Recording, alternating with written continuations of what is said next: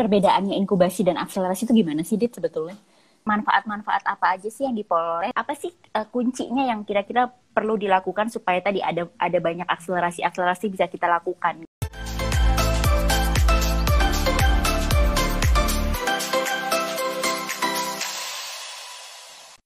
Halo Sobat Bincang Energi, ketemu lagi sama saya Mada di acara Bincang Energi Muda. Oke, kali ini kita bakalan ngebahas tentang startup energi. Seru banget kan? Jadi gimana sebetulnya startup energi itu, startup energi itu berpengaruh ya terhadap gimana sih sebetulnya akselerasi. Jadi di sini saya bakalan ngundang dua orang yang benar-benar wow banget nih ya. Jadi satunya adalah dari Nexus Energy yang dia banyak sekali program akselerator inkubasi untuk startup, dan satunya lagi adalah yang sudah pernah ikutan startupnya gitu ya. Jadi ini akan seru banget. Oke, sambil nunggu join kita, halo semuanya.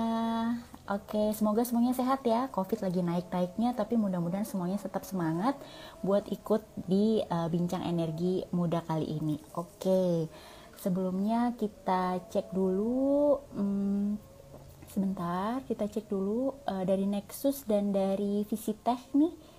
Oke, belum ada. Ya, sambil kita nunggu dulu nih ya. Jadi dari Visitech dan dari Nexus Energi. Oke, sambil nunggu semuanya yang pada join. Oke, Nexus udah datang. Satu lagi kita tunggu dari Visitech. Oke, kita tunggu dulu. Oke. Halo Adit. Ada, apa kabar? Halo, apa kabar? Senang banget nih, udah lama gak ketemu ya. Iya, udah lama gak ngobrol. Gimana kabar-kabarnya nih? Sehat? Alhamdulillah baik. Oke, kita sambil nunggu Bayu ya. Jadi kita sambil nunggu Bayu nih dari Visitech. Kita nggak apa-apa deh, kita langsung mulai dulu aja ya, Adit. Boleh. Jadi boleh ya, kita mulai dulu nih. Jadi yang pertama kita bakalan nanya dulu ke Nexus terkait dengan sebetulnya, boleh ya, perkenalan dulu nih tentang Nexus. Semua udah kenal pasti ya, tapi kita butuh sedikit di briefing tentang sebetulnya di Nexus sendiri kan banyak banget startup ya, tapi kemudian yang terkait dengan langsung directly ke startup energi itu gimana, program inkubasinya, akselerasinya, kemudian ya gimana kira-kira program-program dari Nexus. Silakan Adit. Oke. Terima kasih Kamada dan tim dari Bincang Energi untuk udah ngundang-undang dan udah ngajak ngobrol-ngobrol. Kalau dari kita sih sebenarnya senang banget buat sharing seperti ini, karena kita sedang selalu mencari actively looking buat startup di bidang energi terbarukan. Tadi pertanyaannya kan kayak sebenarnya startup energi itu apa, program inkubasi, akselerasi, ataupun perbedaan dari kedua program tersebut. Kalau kita sih pengertian startup energi adalah sebuah startup yang ada di range startup kita ada beberapa kategori sih untuk startup yang kita dukung. Seperti itu, salah satunya adalah di bidang energi generation, di bidang energi efisiensi, energi manajemen, ataupun energi akses, ataupun juga energi storage. Dan juga ada startup seperti Visitech, juga salah satu startup kita yang masuk di dua batch sebelum ini sih, gitu. Dan kita ada program inkubasi atau akselerasi, dan itu ada beda-bedanya sendiri sih. Oke, jadi sebenarnya perbedaannya inkubasi dan akselerasi itu gimana sih, Dit, sebetulnya? Kalau kemarin Visitech aku agak lupa masuk program yang mana. Tapi kalau inkubasi itu untuk startup yang masih di early stage. Jadi ke startup yang di early stage, ya masih funding out sebenarnya marketnya seperti apa. Belum punya, pastilah masih market research. Dan kalau akselerasi ada startup yang udah lebih mature. Mereka sudah punya sudah menjual produknya sih, mostly seperti itu. Oke, jadi perbedaannya di tahap di stage-nya itu ya, stage startup-nya itu ya. Coba bentar aku cek Visitech udah ada belum nih, sebentar. Oke, seru banget ya. Jadi ternyata kita tahu bahwa kalau Nexus sendiri sebetulnya kira-kira poinnya atau objektifnya itu mau sampai mana sih startup-nya ini pengembangannya gitu, Adit?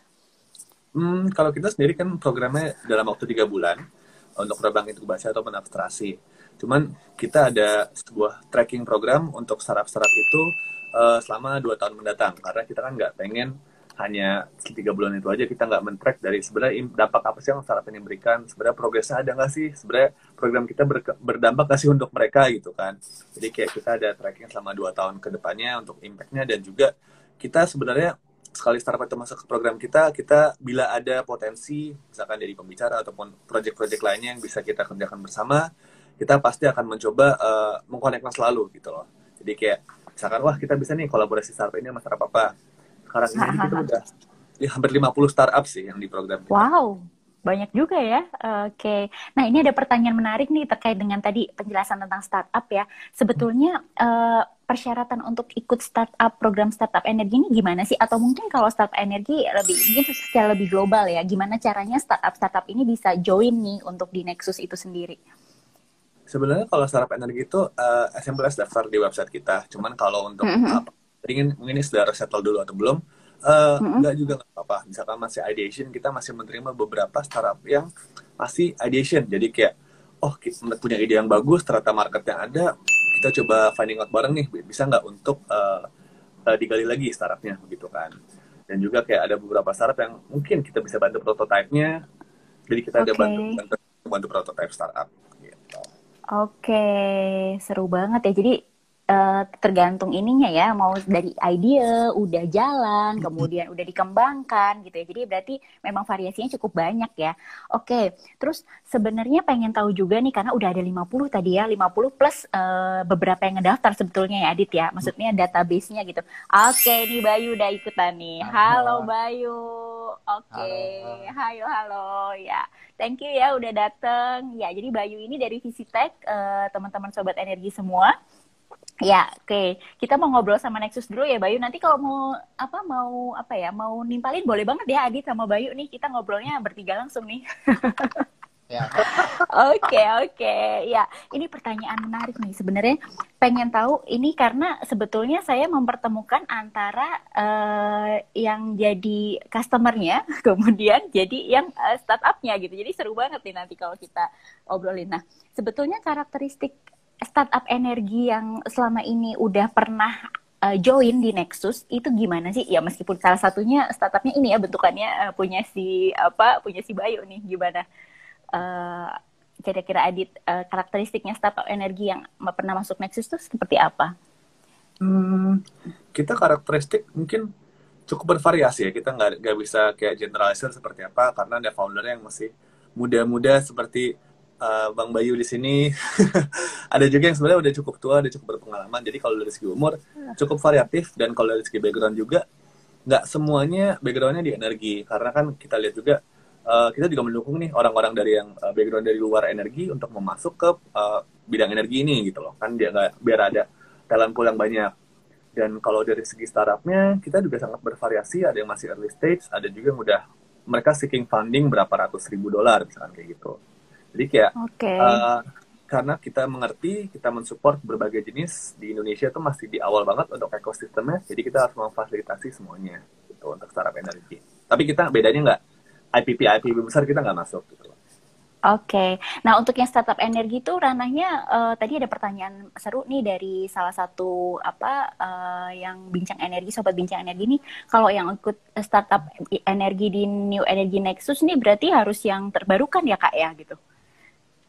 Harus ya. Kita mendukung semua energi terbarukan kecuali nuklir. Gitu. Oke. Nah, seru banget nih karena udah ada keyword energi terbarukan, kita langsung aja bisa langsung nanya kepada yang udah pernah ikutan join Nexus nih. Ya, Bayu, boleh kenalan dulu nggak nih? Siap. Ya, jadi ini teman-teman bincang energi, Bayu ini adalah founder dari Visi. Jadi mungkin bisa cerita lebih lanjut sendiri aja kali ya, Bayu. Silakan, Bayu. Iya. Ya, perkenalan dulu kali ya. Nama saya Bayu. Ini kita pakai saya atau gue atau gimana? Bebas, boleh. Ini mah santai aja. Gue boleh. Gue boleh. Gue ya. Iya. Saya aja deh, biarin. Ya, boleh. Nama saya Bayu. Saya founder dari Visita Innovation. Visita Innovation itu sebenarnya adalah startup teknologi. Kita berbasisnya itu sebenarnya IoT. Cuma kita mulai 2020 itu kita emang menyasar ke energi gitu. Kita ada beberapa project juga, piloting project juga untuk apa ya, pembuatan atau penyediaan energi terbarukan di daerah 3T atau di rural area lah kalau kita sebutnya gitu. Ya itu sih sebenarnya untuk perkenalan. Mungkin itu aja.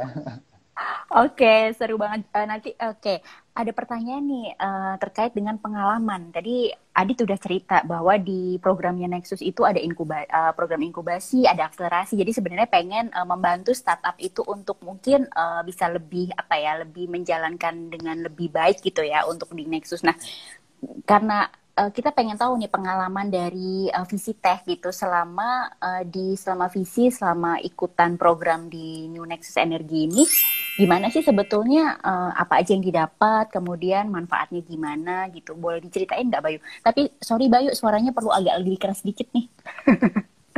Oke. Ya. Ini kayaknya dari headphone-nya. Oke. Ya, sip. Oke, mungkin awalnya ketemu Nexus ya, istilahnya PDKT-nya pertama lah. Jadi pertama kali kita ketemu Nexus itu saya ketemu salah satu program manajernya. Itu sekarang mungkin udah nggak di Nexus lagi ya. Dulu waktu tahun awal-awal 2020 pertengahan lah. Itu kita ketemu, terus kita bincang-bincang, ngobrol-ngobrol santai. Habis itu kita diperkenalkan dengan New Energy Nexus. Katanya ya udah daftar aja gitu. Kita daftar, terus kita kirim istilahnya apa ya? Kita daftar lah, kita kirim pitch deck dan segala macam. Terus ikut interview, kita apa namanya pitching. Kalau bahasa startupnya kita pitching, dan kita ada pertanyaan-pertanyaan juga dari Pak Imam Gianto selaku ininya Nexus. Habis itu alhamdulillah kita keterima di program akselerator gitu. Jadi pertama udah langsung akselerator ya nih ya programnya ya. Karena kalau nggak salah, kalau mungkin nanti bisa dikoreksi lagi sama Adit. Kalau nggak salah itu kalau akselerator itu dia post revenue, ya Dit ya. Kalau akselerator dia post revenue kan. Biasanya yang post revenue, betul. Yang startup udah ada revenue. Karena kita udah post revenue, akhirnya kita dimasukkan ke akseleratornya. Sorry, boleh tahu nggak? Ini Sobat Bincang Energi ada yang nanya nih, post revenue, definisi post revenue itu gimana maksudnya secara lebih jelas ya? Kalau post revenue itu berarti di startupnya itu udah ada pemasukan, gitu. Udah ada revenue lah istilahnya, udah jualan lah istilahnya seperti itu. Jadi udah ada produk, udah jualan gitu ya? Iya, kalau inkubator itu lebih kayak mungkin dari segi bisnisnya sebelum ada revenue mungkin kayak prototyping dan segala macam, nanti dibantukan untuk bisnisnya dan segala macam. Nah terus boleh tahu nggak nih Sobat Bincang Energi pengen tahu manfaat-manfaat apa aja sih yang diperoleh dari Visi setelah ikut program dari ini gitu, dari program akselerator ini? Manfaat yang paling utama menurut saya adalah networkingnya. Gede banget ini networking. Wow, oke. Dari Nexus ini gede banget. Nggak, jadi penasaran nih, gedenya tuh gimana sih maksudnya? Jadi sejauh apa, kemudian seintens apa gitu, kayaknya perlu dijelasin lebih lanjut nih Bayu. Ya, jadi kalau kami sebenarnya mengincarnya adalah networkingnya. Jadi networking ke investor untuk yang di renewable energy, terus untuk stakeholdernya, dan misalnya ke mungkin ada partnership dengan startup lain binaan Nexus, itu mungkin kita bisa buat kolaborasi nanti ke depannya seperti apa dan segitu. Itu sebenarnya tujuan utamanya. Nah, selain itu dari Nexus juga membantu kita dari segi bisnis modelnya gitu. Jadi misalnya di situ ada yang kita ikuti, itu ada kayak mentor in residence. Jadi kita di mentorship oleh expert-expertnya dari Nexus. Itu ada, kita ngambil waktu itu marketing and communication, karena kita kan basisnya juga apa ya, engineer lah. Kita butuh sesuatu untuk di bidang itu, makanya dibantu juga oleh Nexus dari segi mentor in residence. Terus kita juga diperkenalkan dengan impact measurement, jadi seberapa besar sih impact dari startup kita kepada kalau di sini lebih ke reduksi emisi dan segala macam itu ada measurementnya. Dan ya sebenarnya banyak sih, banyak, ada finance juga, gimana cara bikin business plan, kuesioner, terus kita bikin sales pipeline, kita bikin, pokoknya diajarin semua lah yang itu yang sebenarnya apa ya, untuk startup kita kan awalnya mungkin nggak tahu tentang itu gitu, tapi dengan diajarkan oleh apa namanya expert-expert yang ada di Nexus ini, di akselerator ini, kita jadi tahu oh ini ya yang istilahnya bisa membuat bisnis itu bisa lebih berkembang lagi gitu, membuat startup lebih berkembang. Wow, menarik banget ya. Jadi sebenarnya yang didapat bukan cuma how to run bisnisnya, ya bisa bisnisnya ya, tapi juga dari konten isi bisnisnya pun juga di ini juga ya, gitu ya Adit ya. Berarti udah komplit banget nih paketnya ya. Ada komentar nggak Adit? Ya, oke. Udah. Kan tadi udah bagus, udah menjelaskan ya, udah menjelaskan. Ya, berarti sebenarnya ini udah testimoni ya, testimoni. Testimoninya udah ini. Atau mau ditambahkan sedikit, mungkin ada yang belum terucapkan. Kalau kamu bilang tadi nggak percaya, mending testimoninya aja. Iya benar. Testimoni dari pelanggan, dari customer. Dari pelanggan ya langsung ya, customer langsung diadepin nih gitu. Oh mungkin, tapi sebenarnya kalau dari Nexus sendiri itu apa ya? Supaya tercapai goalnya itu kan tadi dari Bayu bilang bahwa tadi kita ada networking, ada bisnis plan, bikin bisnis plan juga, terus abis itu juga di apa ya, konten-konten apa ya, renewable energinya juga dipoles gitu ya istilahnya gitu. Nah kalau dari Nexus sendiri sebenarnya butuh apa ya, kayak startup yang seperti apa sih sebenarnya supaya ini kan berarti untuk setiap startup nggak sama ya Adit, ini maksudnya developnya gitu ya. Nah kalau dari Nexus sendiri sebetulnya ada nggak sih kira-kira atau kriteria atau indikator-indikator untuk pengembangan startup ke depannya gitu di inkubasi atau di akselerator? Kita berharapnya semua startup di program kita setelah lulus itu ataupun di saatnya ya seperti yang tadi Bang Bayu bilang, kayak bisa lebih mantap lagi dari mengaplikasikanlah semua edukasi yang kita sudah berikan. Seperti contoh, banyak nih startup yang kita bantu dari marketing communication-nya, karena mungkin ada yang nanya juga soal banyak tuh startup energi kayak belum mempedulikan at least website-nya harus ada, brand identity-nya, dan banyak lain-lainnya juga. Misalkan ada startup yang kita alokasikan di bidang HR juga, kita hire mentor di bidang HR, kita bantu dari sana. Jadi kayak, oh ternyata butuh juga nih pembinaan dari bidang HR, karena SOP HR belum ada, struktur masih belum ada, job desk mungkin masih belum ada juga. Jadi kayak kita harapkan bisa diaplikasikan dan bisa customer makin banyak, dan juga makin strong lagi dari segi bisnis plan-nya juga. Kita coba godok lagi lebih dalam, seperti itu sih. Wow, jadi berarti memang apakah kalau dari programnya Nexus sendiri itu by demand, mau ngelihat maksudnya karakteristik yang masuk ke dalam programnya itu seperti apa kemudian di-provide, atau sebetulnya udah ada semacam kayak semacam apa ya, checklist atau apa ya, kriteria-kriteria khusus yang memang dia bisa berkembang gitu, ada nggak sih? Atau mungkin saya tuh bayangannya gini nih, misalnya ada 50 startup datang gitu kan, kemudian ternyata karakteristiknya nggak sama, terus perlu ada services yang perlu ditambahkan gitu, sempat kejadian gitu nggak Adit kira-kira sewaktu apa ya proses ini gitu? Kalau kita sih kurang lebih seperti ini, jadi kayak untuk startup-startupnya kita udah ada kurikulum yang kita berikan untuk semua startup. Dari kurikulum itu kita berikan, kita cari tahu nih yang pas yang mana untuk startup tersebut. Misalkan kita mau kasih HR misalkan, tapi ternyata mereka belum siap, atau enggak orangnya belum ada, atau enggak masih fokus ke yang lain dulu. Waktunya misalkan startup kemarin cuma 2-3 orang gitu kan. Jadi kayak kita nggak alokasi itu. Atau enggak kayak, nggak alokasi yang ini dulu, yang lain. Jadi kayak kita udah kurikulum banyak, dan kita mungkin akan mengalokasikan sesuai kapabilitas dan waktu startup punya gitu. Karena kalau misalkan satu startup itu ada 4 mentoring, ya seminggu ada 4 kali meeting sama kita. Jadi kayak mungkin ada yang di-handle CEO semua, atau enggak ada yang berapa orang doang, takutnya malah nggak jalan bisnisnya pada saat itu. Gitu sih. Dan banyak PR juga sih. Gitu. Oh gitu ya, banyak PR juga nih, menarik nih. Jadi kita bisa klarifikasi langsung nih sama yang dapat PR nih ya. Nggak tahu nih. Ya dari Bayu gitu. Jadi so far selama selama ikut program ini tantangannya apa sih gitu. Jadi dari awal sampai akhir itu tantangannya gimana. Jadi ya kayak experience-nya, kemudian mungkin ada ada story behind gitu yang bisa disampaikan gitu. Gimana Bayu?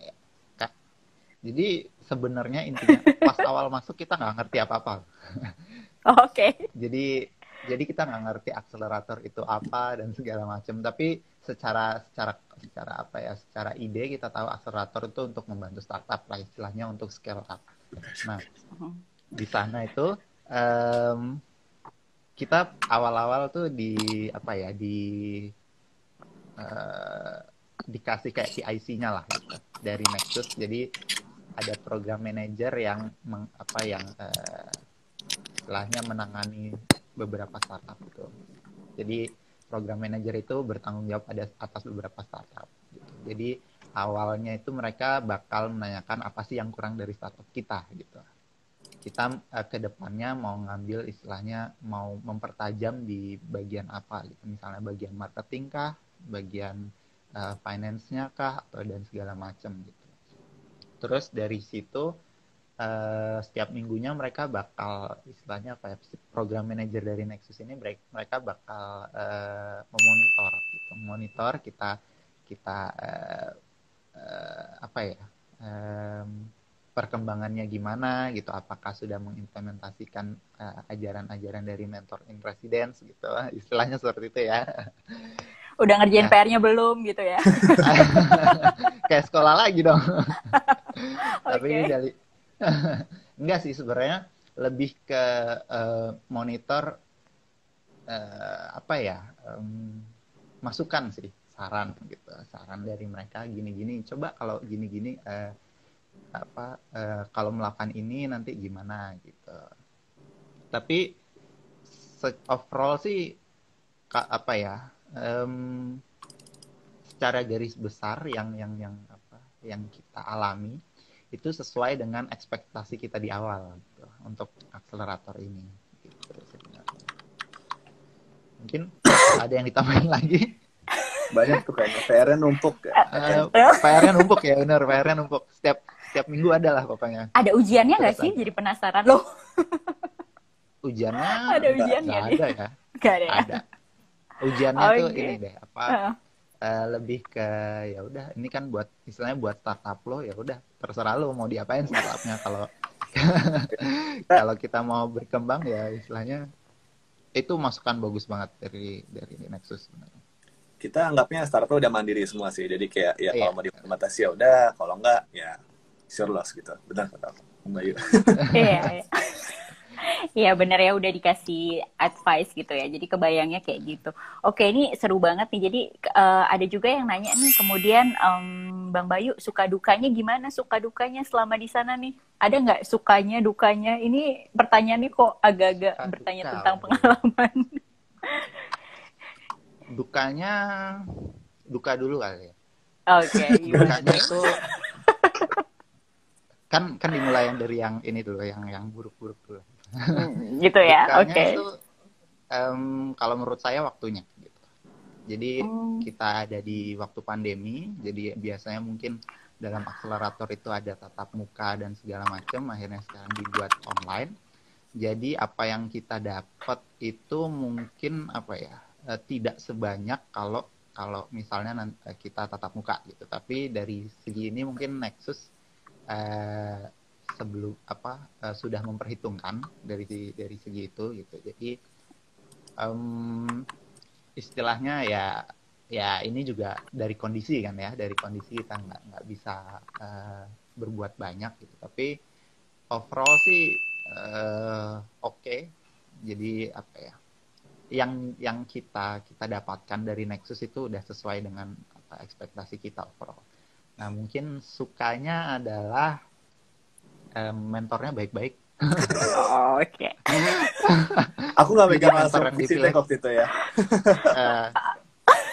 Jadi kebetulan mentornya baik-baik, terus program manajernya. Jadi waktu itu kita diinikan oleh Mas Yanyan, bukan sama Adit ya. Mas Yanyan baik-baik, orangnya baik, dia ada setiap saat, jadi nggak cuma seminggu sekali gitu, jadi hari biasa pun mereka menolong gitu. Kalau misalnya kita ada pertanyaan atau misalnya ada istilahnya unek-unek, waduh ini kedepannya mau gimana lagi ya gitu. Ini kita lagi ada proyek ini, mendingan kita bagaimana ya gitu. Istilahnya seperti itulah. Sukanya sih personalnya oke-oke lah. Adit juga oke lah. Oke. Ini langsung ya testimoni dari pelanggan langsung nih Dit ya. Nah ini jadi gara-gara tadi ngobrolin tentang dukanya nih, jadi jadi banyak yang nanya nih, kebetulan ke Adit juga bisa langsung kita tanya. Dit, jadi gimana sih sebetulnya program yang dijalankan saat pandemi ini? Jadi kemudian gimana pembelajarannya, kemudian apa perubahannya, biasanya gimana? Ini jadi banyak yang nanya nih, ada 5 yang nanya kebetulan. Jadi pembelajarannya kemudian bagaimana, delivery-nya gimana selama pandemi ini, programnya itu gimana dijalankannya gitu, metodenya berarti ya? Sebenarnya aku pernah juga ngerasain waktu itu, aku masuknya dari zaman sebelum pandemi juga di Unergi Nexus.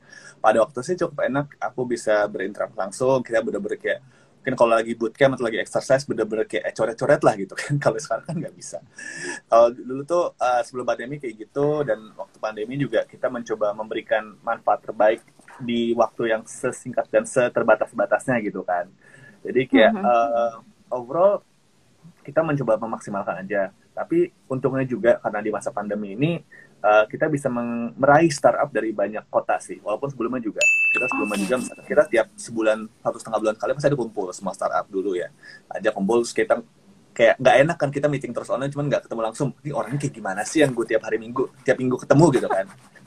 Nah, kalau sekarang ini di batch yang sekarang kita ada beberapa startup yang dari luar negeri sih. Jadi kayak luar negeri yang mengimplementasi solusinya di Indonesia. Dan juga kan ada startup yang juga ada di Kalimantan, ada dari kota-kota lain, ada banyak kok. Jadi kayak yang batch sekarang variatif. Gitu. Jadi ternyata ada hikmahnya juga ya nih dengan ini, jadi lebih reachable gitu ya. Jadi karena lebih banyak itu distribusinya gitu karena online, jadi semakin banyak yang join bahkan sampai di luar negeri ya. Nah, jadi penasaran nih terkait yang di luar negeri itu ada komentar dikit mungkin Adit mau diceritakan gambaran startup yang ikut setelah pandemi gini lebih bervariasi secara lokasi, apakah juga lebih bervariasi secara bisnis yang diajukan gitu? Aku lihat sih both ya, variasi dan lokasi dan lokasi dan aktivitasnya juga gitu kan. Jadi kan waktu itu sempat start dari Bali juga, jadi benar-benar dari banyak kota sih, karena kita kan sebelum pandemi juga kita keliling ke seluruh Indonesia. Karena kita sebenarnya fokusnya adalah untuk elektrifikasi juga program energi akses kita gitu, yang kita kemarin support bersama GIZ. Cuman karena pandemi juga jadi agak susah. Cuman ya sebenarnya fokus kita adalah untuk elektrifikasi daerah 3T gitu kan. Tapi ternyata susah kalau cuman startup-startupnya dari Jakarta aja. Jadi startupnya harus juga startupnya dari mana-mana gitu untuk yang aktif di Unergi Nexus gitu sih. Makanya kita coba juga mencari startup dari daerah timur gitu sih. Oke, jadi sebenarnya jemput bola juga ya Dit ya, untuk biar maksudnya lebih banyak yang bisa join gitu. Nah, tantangannya gimana tuh Dit sebetulnya? Jadi sampai ya tadi kan ada tantangannya pertama di Jakarta aja nih kebetulan, kemudian langsung jelajah nih ya ke beberapa Indonesia, di pinggir-pinggir juga di ini. Nah, tantangannya sebetulnya kenapa sih mereka sebelumnya nggak join, atau sebetulnya yang membuat mereka kemudian jadi bukan enggan ya, tapi mungkin belum ngakses gitu, itu apa sih sebetulnya Dit sebenarnya?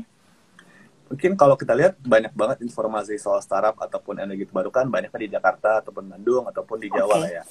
Dan pertama satu, access of information, dan dua startup tuh sebenarnya paling butuh adalah benchmarking.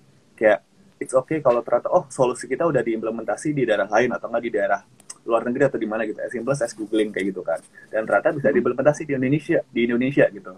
Jadi kayak informasi itu super penting banget, di mana mereka bisa mempelajari dari daerah mana-mana, coba bawa ke daerah mereka. Dan itu sih yang coba kita bawa juga, kita coba membawa pelajaran dari kurikulum kita coba benchmarking dari tempat Nexus, dari tempat-tempat lain juga, kita nggak cuma di Indonesia, oh ternyata kalau studi kasus di sini seperti ini, studi kasus di sana seperti ini gitu loh. Jadi kayak buat bisnis model, buat gitu-gitu kita coba benchmarking dari tempat lain dan kita coba implementasi di sini sih. Oke, seru banget nih. Jadi berarti benar. Jadi sebetulnya apa ya? Ada juga benchmarking. Nah, boleh nggak ya diceritain lagi secara benchmarking ini sebetulnya posisi Indonesia sendiri among dari beberapa yang tadi di benchmarking itu kita udah sampai mana sih? Sorry ya kalau pertanyaannya agak-agak berat juga. berat juga pertanyaan tapi penasaran nih. Karena tadi udah benchmarking kita pengen nggak ada listnya ya. Ini ada ini bukan. Jadi penasaran ya. Nggak harus detail sih, tapi maksudnya at least apa ya, take a point a little bit lah about itu. Jadi kita udah sampai mana sih sebetulnya posisi kita di antara tadi yang dicoba benchmarking itu gitu. Good at apa, kurang di mana, perlu ditingkatkan di mana gitu mungkin.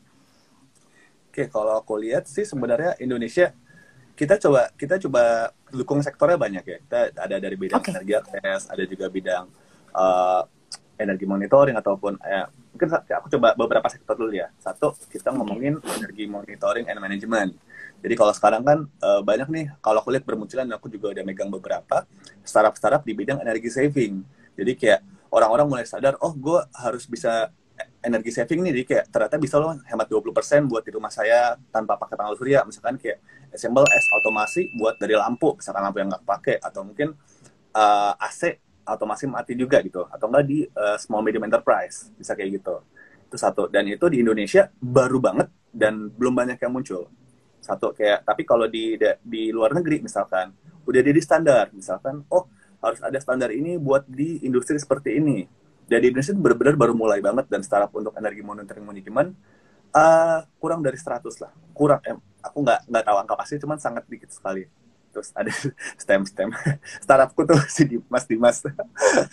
Jadi kayak salah satunya STEM, jadi kayak itu sesuatu yang berpotensi gitu kan.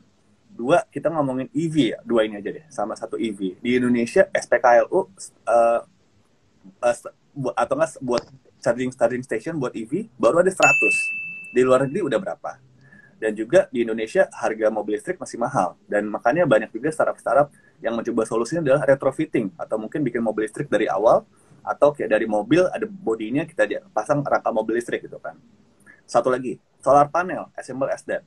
Di Indonesia baru ada 2.000 sampai 3.000 panel surya yang terintegrasi dengan PLN. Kita ngomong di California, New Energy Nexus asal dari sana, di sana 200.000 di negara bagian ya, di Amerika, negara bagian Amerika Serikat. 200.000 rumah yang pakai panel surya. Itu kayak kita 1%-nya gitu loh. Satu negara dibanding negara bagian. Jadi kayak mungkin komparasinya itu sih. Jadi potensinya masih banyak yang bisa digali sebenarnya untuk bikin startup energi. Kayak wah, menarik banget.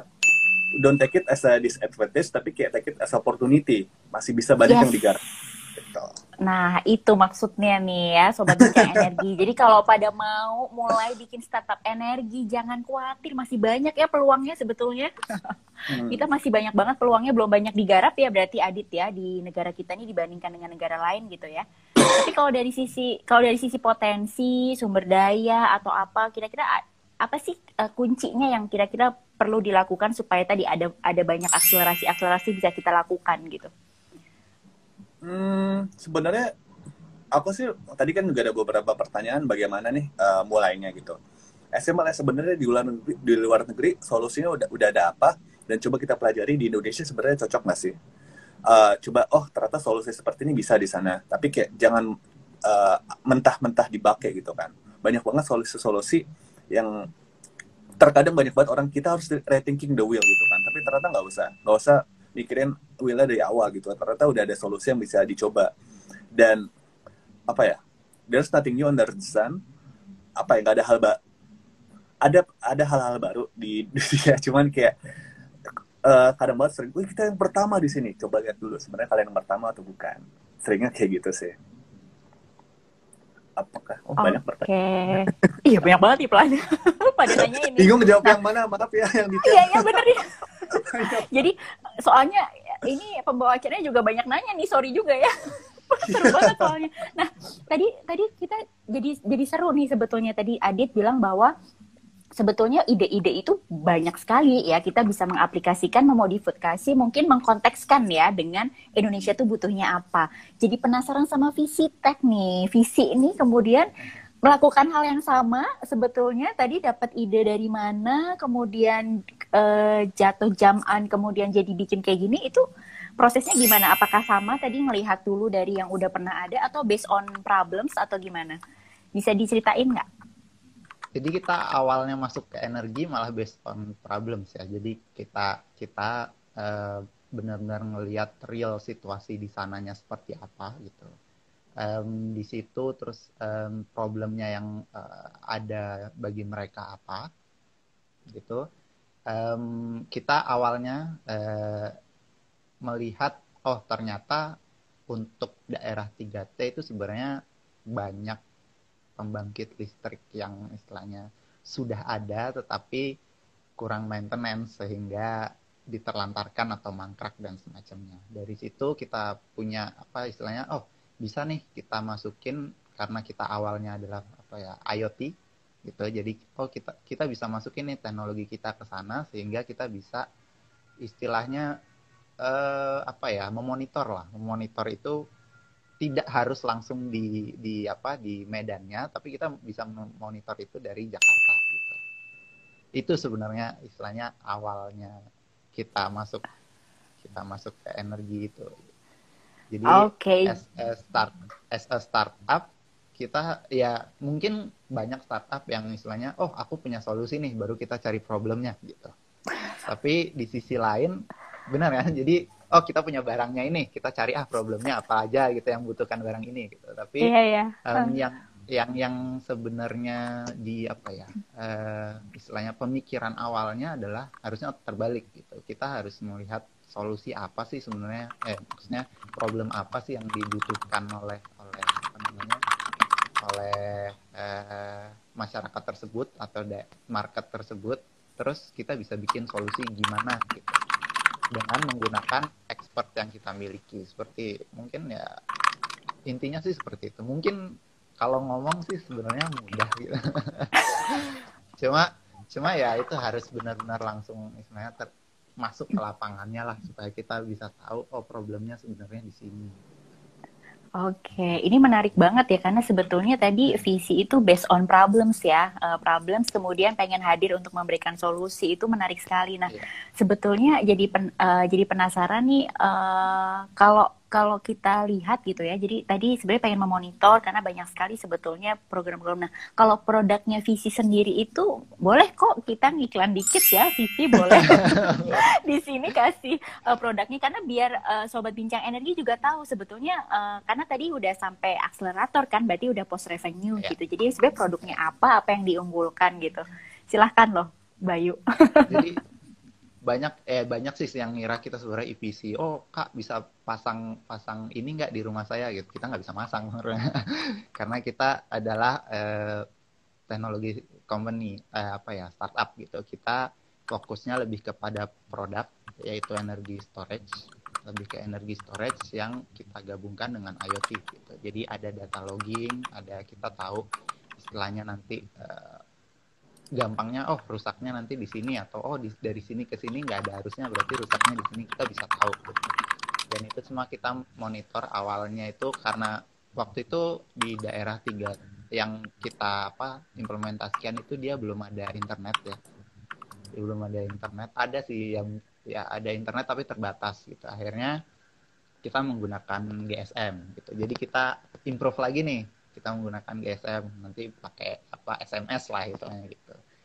Nah itu yang salah satu tadi oh ini ada problem nih di sini nggak ada internet gitu. Oh yaudah solusinya ya udah kita pakai SMS aja gitu. Seperti itu gitu. Terus ya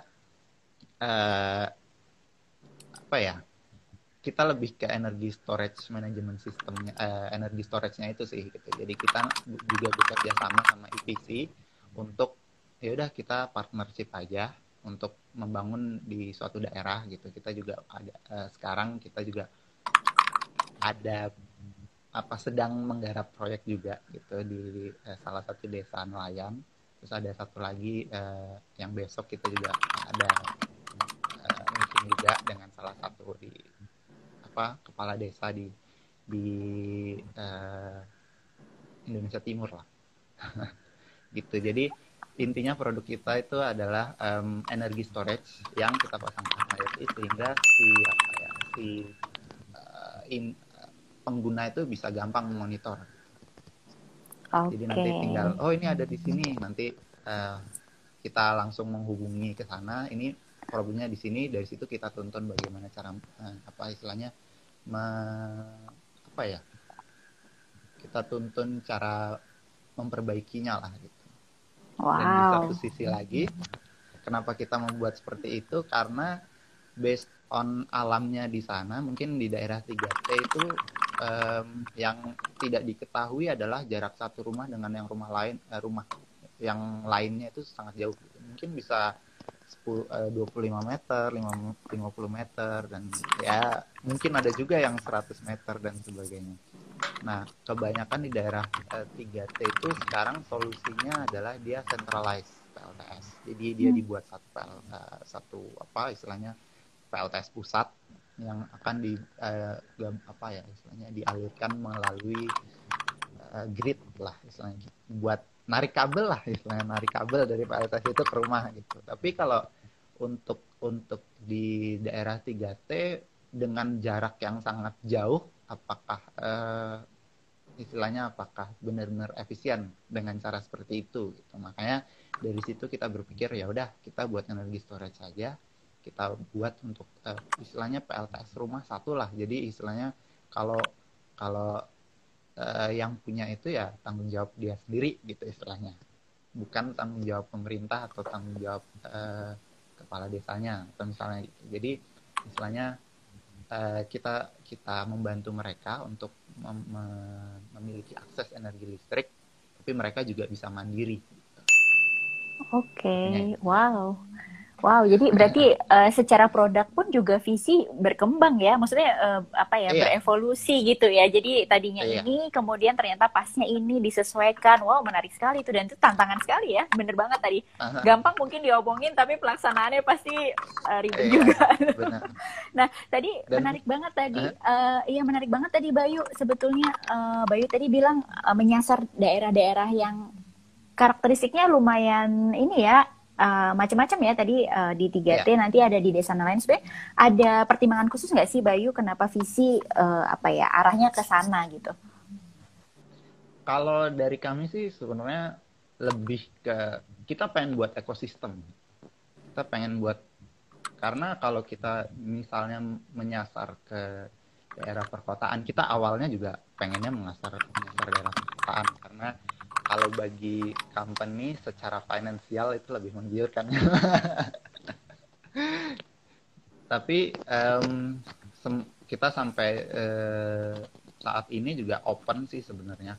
Tapi karena kita ingin bisa lebih sustainable secara startup gitu, di masa pandemi ini kita istilahnya berubah haluan, istilahnya berubah tujuannya tetap sama, tapi strateginya berubah. Kita pengennya sih ke depannya kita bisa membuat ekosistem di daerah tersebut, gitu, sehingga ke depannya daerah tersebut bisa berkembang. Gitu. Kenapa kita memulai dari listrik? Karena ya esensial awalnya kan sebenarnya listrik. Gitu. Kalau nggak ada listrik, nggak ada internet. Nggak ada internet, nggak ada e-commerce yang masuk. Nggak ada e-commerce yang masuk, akhirnya nggak ada juga pertumbuhan ekonomi di sana gitu kan. Jadi ya step by step kita bakal melakukan istilahnya membuat ekosistem seperti itu gitu, ke depannya. Oke, jadi ekosistem ya ternyata yang dikedepankan ini lebih ke sana ya. Tadi ini ada pertanyaan menarik nih terkait dengan ekosistem itu, yang dimaksud itu sebetulnya termasuk stakeholder berupa masyarakat atau mungkin ada lebih luas dari itu, Bayu? Sebenarnya semuanya, masyarakat setempat, pemerintahan daerah setempat, karena kalau misalnya masyarakatnya istilahnya tidak memiliki akses gitu, istilahnya tidak berkembang, akhirnya ya pemerintah daerahnya juga tidak bisa berkembang gitu. Apalagi kalau misalnya saat ini banyak bantuan-bantuan ke pedesaan yang hanya untuk istilahnya apa ya? Mungkin kalau sekarang tidak untuk infrastruktur tapi lebih untuk kehidupan masa ini gitu. Jadi ya untuk makanan saja atau apa saja gitu istilahnya. Cuma kedepannya juga kita sebenarnya pengen mengajak apa ya instrumen-instrumen yang di desa seperti BUMDes dan segala macam stakeholder di sana lah supaya kita ayo kita membangun bareng-bareng nggak situ di sana gitu, di daerah itu. Makanya itu. Jadi stakeholdernya sebenarnya juga banyak sih di sana, ada pemerintah desanya, BUMDesnya dan juga. Oke, seru banget ya. Jadi sebetulnya menarik sekali ya 3T ini. Kalau menentukan lokasi ini ada catatan nggak? Kak Bayu ini kayaknya udah pada mulai, Sobat Bincang Energi udah pada mulai pengen bikin startup nih untuk tahu di lokasi mana kira-kira bikinnya gitu. Ada tips and tips nggak nih? Udah jago banget sih kalau dari Bang Bayu. Kalau lokasinya gimana nih? Kalau lokasinya sih banyak di ya istilahnya mungkin googling juga ada gitu lokasinya gitu. Jadi kalau dari ESDM setahu saya dari reportnya ESDM ada sekitar 400 desa yang masih belum terjamah oleh listrik. Ada sekitar berapa dan ada beberapa istilahnya yang sudah ada listrik tapi ya mungkin seperti yang sudah waktu itu kita piloting project, mereka sudah ada listrik tapi akhirnya nggak digunain, akhirnya investasi yang banyak itu mangkrak, akhirnya mereka juga nggak dapat listrik sama sekali. Ya kalau dari sana sih, kalau mungkin dari bisa dilihat dari ESDM atau dari apa ya researcher di di internet, seperti kayak ada banyak sih, ada ISR, ada NGO juga non-profit kayak Coaction dan sebagainya. Oke, jadi sebenarnya ada atau dari Adit mungkin ada tambahan terkait dengan lokasi atau ini? Kalau aku mungkin nambahin juga sih, kayak aku dari startup yang di bidang energi akses di programku juga mungkin agak susah di masa sekarang untuk ngobrol langsung. Cuman waktu dulu sempat menyarankan untuk juga coba nih ngobrol langsung. Misalkan waktu itu sekarang ada startup yang kita dukung prototipenya di bidang wave energy. Kayak dulu prototipnya seperti apa, ujung-ujungnya jadinya idea dulu awalnya seperti apa, waktu masuk prototipe lagi beda jauh gitu loh. Karena kita sarankan untuk coba cari tahu nih sebenarnya behavior orang-orang yang ingin memakai seperti apa sih gitu kan. Terus kayak benar nggak sih kebutuhannya seperti ini, benar nggak sih harganya masuk. Jadi terkadang dan banyak banget asumsi awal yang waktu kita ada di program terus kayak wah ternyata asumsinya ternyata ujung-ujungnya nggak masuk gitu kan.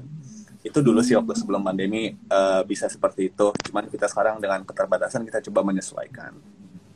Oke, jadi menarik nih sebenarnya ya bahwa ternyata pandemi ini juga ada pengaruhnya lumayan ya. Kalau dari sisi pelakunya nih si Bayu nih ya di masa pandemi ini sebetulnya kemudian apa sih pengaruhnya yang paling signifikan gitu terhadap bisnisnya dan harus adaptasi gimana nih untuk pandemi gitu. Sorry ya, jadi kalau banyak yang harus buka kartu nih jadinya gara-gara pandemi ini. Banyak. Banyak ya. Sebenarnya banyak. Ya mungkin beberapa highlight aja karena ya. Dari segi proyek dan revenue banyak yang di-delay, banyak yang di-cancel karena kita kan juga istilahnya bergerak based on bantuan dana desa kan ya. Jadi kita berpartnership dengan EPC dan pemerintah desa dengan pendanaan dari bantuan dana desa tersebut gitu.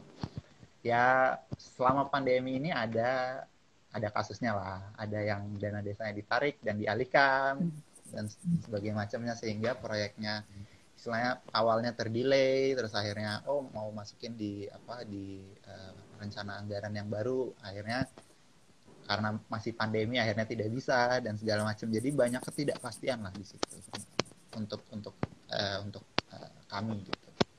Tapi di satu sisi ya live kehidupan tetap jalan gitu. Apa yang bisa kita perbuat itu salah satunya. Wah ternyata dari pandemi ini kita bisa ketemu Nexus gitu. Kan itu salah satu istilahnya, kalau kalau saya berpikirnya ya kalau satu pintu ditutup pasti ada pintu lain yang terbuka. Iya, bener banget Oh, ya. jadi filosofi banget. Oh, nggak apa-apa juga ini. Iya, ya. Jadi sebetulnya join Nexusnya ini pas waktu sebelum pandemi atau setelah pandemi, Bayu? Setelah pandemi. Di saat pandemi. Sekarang masih. Di saat pandemi. Oh iya, mohon maaf. Belum setelah. Iya, Belum setelah. Jadi Oke. Jadi Adit nih masih utang ini Adit. Biasanya kan kalau di Nexus katanya ada makan-makan bareng. Waduh. Adit. Kalau ketemu langsung biasanya ada gitu. Jadi habis demo day gitu makan-makan bareng. Oh, itu Jadi ini kebalikan ya. Tadinya Nexus yang ngasih PR, sekarang yang ininya startupnya ngasih PR ke Nexus ya, karena belum ngasih makan-makan nih. Ya, kita oke, makan seru sendirilah banget. di rumah. Ya, makan sendiri sambil mungkin virtual makan-makannya ya, nggak asik Iya, banget. benar. Oke, ya seru banget ya. Jadi ternyata banyak sekali adaptasi yang dilakukan ya oleh Visi ya. Ini jadi tadi point out yang penting adalah bahwa tadi Adit menegaskan juga, Bayu menegaskan juga bahwa dari startup energi ini setelah masuk Nexus juga perlu melakukan adaptasi sebetulnya terhadap behavior tadi ya. Ternyata tadi idenya kayak gini berubah jadi kayak gini itu seru banget, dan itu tantangan banget. Kebayang nggak sih itu, Bayu? Ya, oke. Ada cerita nggak soal itu? Gimana sih gapnya gitu antara tadinya yang mau dibawa gitu, kemudian begitu ke sana ternyata beda. Satu, ada contoh yang bener-bener di lapangan terjadi gitu dari Maksudnya dari segi rencananya tadi plannya mau kayak gini nih, kemudian begitu diimplementasikan ternyata berubah gitu. Ada nggak ininya gitu? Jadi ya mungkin dari ini sih apa ya, kita awalnya juga ya kita pasti ada apa ya, ada ekspektasi lah gitu. Ada ekspektasi, oh daerah itu kurangnya gini-gini, oh yaudah gitu. Misalnya untuk piloting project kita gitu, dari segi produksi sebenarnya. Jadi kita sudah mendapatkan lebih apa istilahnya, insight lah. Oh begini gitu. Kita bikin produknya, tapi waktu kita pasang di sana ternyata ya tidak seperti yang kita bayangkan gitu. Artinya karena kita base-nya PLTS rooftop gitu, ternyata di sana banyak pohon-pohon, terus rumahnya juga tidak beraturan, menghadap kemana gitu. Akhirnya kita lebih istilahnya ya kreativitas lah, ini dipasang di mana ya solar panelnya supaya dia benar-benar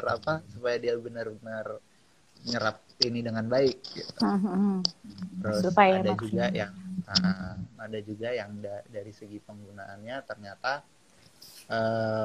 kapasitasnya kurang gitu, karena mereka memakai lampu yang wattnya gede. Akhirnya di situ kita ngasih penyuluhan, di sekarang udah ada teknologi LED yang dia wattnya penerangannya sama, terangnya sama, cuma wattnya lebih kecil gitu. Kita juga memberikan penyuluhan seperti itu gitu. Jadi ya emang ya ada miss-nya lah pasti gitu. Karena kita juga harus belajar juga dari situ. Oke, jadi itu aja.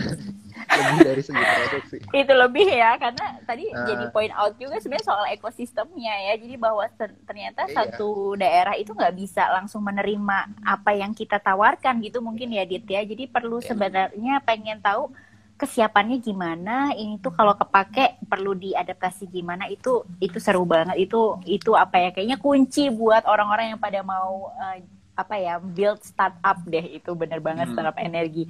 Nah, oke. Ada komentar nggak Dit sedikit tentang itu, gimana sebetulnya terkait dengan proses adaptasi itu? Emang itu tantangan terbesar atau so far gimana dari startup itu yang Adit udah pernah pegang gitu?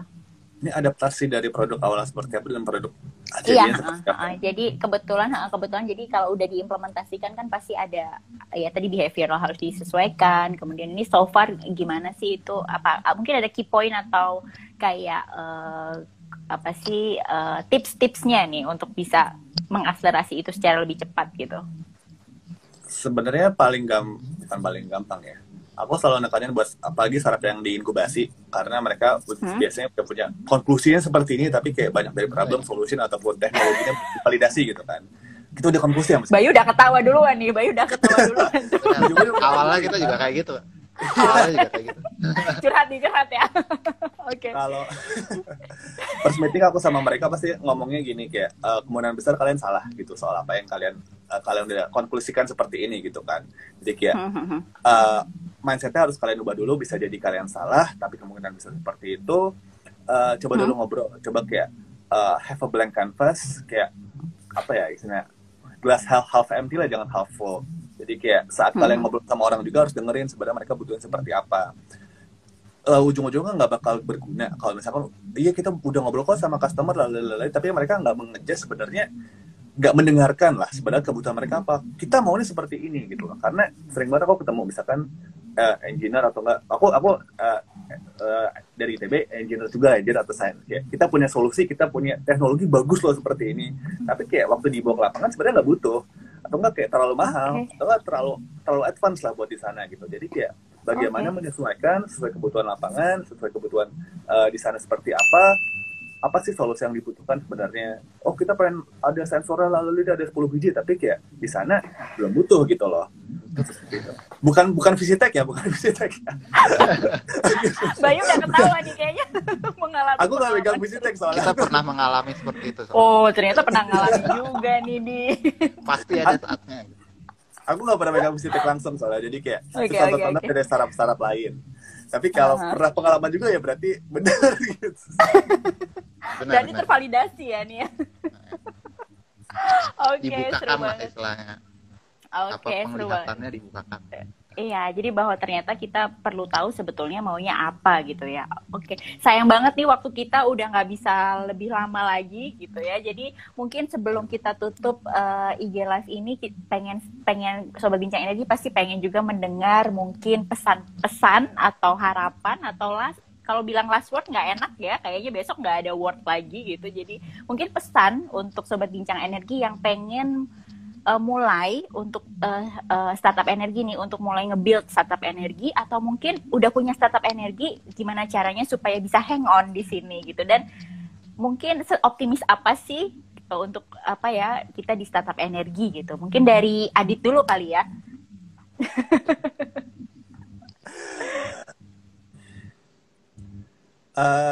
Aku simpel aja sih. Indonesia. Pantun biasanya kalau closing kayak gini. Nusantara ini pantun juga nggak apa-apa boleh. Nusantara ini kayak potensi, tapi tidak akan jadi apa-apa tanpa aksi. Yuk kita sama-sama agar Indonesia mandiri energi. Oke, keren banget nih. Silahkan. Ya, kalau ada silahkan dilempar. Kemudian kalau visi mungkin mau bikin esai, loh kok esai? Satunya pantun, satunya tembang mungkin. Silahkan visi. Enggak. Mungkin ide aja ya. Kalau dari kami sih. Kita lebih ke jangan takut untuk istilahnya memulai atau membuka diri. Karena kalau misalnya kita istilahnya tidak bertanya gitu, orang pasti nggak tahu gitu.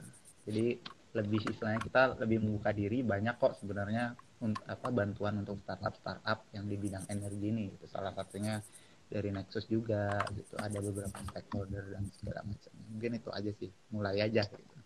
Oke, jadi sebenarnya mulai aja nih Sobat Bincang Energi ya, jangan takut karena tadi ya pantunnya Adit sudah menggambarkan semua, kita udah kayak potensi, jangan dianggurin, kita harus segera aksi gitu intinya ya. Dan visi ini jadi ininya nih bukti nyatanya nih kalau misalnya langsung aksi, walaupun agak mungkin keseok-keseok dikit kali ya Bayu ya, tapi tetap harus hang on gitu ya. Oke, thank you banget nih Bayu dan Adit untuk kehadirannya. Jadi Sobat Bincang Energi, sebetulnya kalau mau tahu lebih lanjut tentang startup energi, kita ada edisi podcast sama Bayu, sama Visi langsung ya. Jadi jangan lupa nanti kita kita punya podcast, kita simpen dulu dong. Habis ini baru kita keluarin nih ya. Jadi kalau mau tahu seluk-beluknya, pengen tahu gimana awalnya untuk mendirikan startup energi, kemudian gimana akselerasinya, kemudian gimana tantangannya dan bahkan cerita-cerita lucu di dalamnya ya Bayu ya. Ingat banget deh itu banyak banget cerita lucunya. Jangan lupa buat buat nantikan podcast Bincang Energi sama Visitek. Oke. Thank you banget ya Adi, thank you banget ya Bayu buat waktunya membakar semangat nih sobat Bincang Energi yang mau pada join untuk startup energi. Oke, thank you banget. Stay safe semuanya. Thank you. Ya. Bye. Dah. Thank you.